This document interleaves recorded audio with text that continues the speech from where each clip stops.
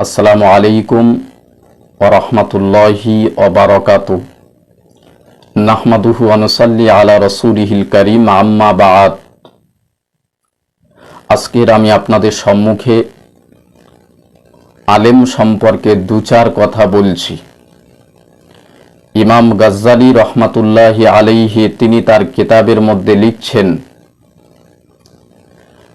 দুনিয়া প্রত্যাশী আলিম শয়তানের চেয়ে আরো জঘন্যতম। মুসা আলা নবিয়্যিনা আলাইহিস সালাতু ওয়াস সালামের যুগে একজন প্রখ্যাত আলেম ছিলেন। বানী ইসরাঈলেরা ওই আলেমকে বললেন, আপনি মুসা এবং তার সম্প্রদায়ের উপরে বদদোয়া করুন। আলেম কোনো ক্রমেই রাজি হননি।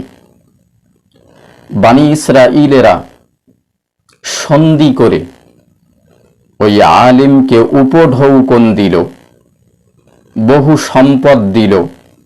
ওই আলিম অর্থের লোভে পড়ে মুসা আলা নবিয়্যিনা আলাইহিস সালাতু ওয়াস সালাম এবং তার সম্প্রদায়ের উপরে বদদোয়া করতে লাগলো।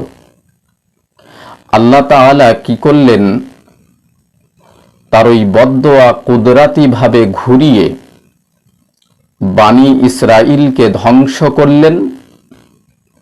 তার সাথে সাথে ওই আলেমের উপরে কড়া শাস্তি আল্লাহ তাআলা নাজিল করলেন। যারা হাক্কানি আলিম হবে তারা ন্যায় প্রতিষ্ঠা করবে, অন্যায়ের প্রতিবাদ করবে।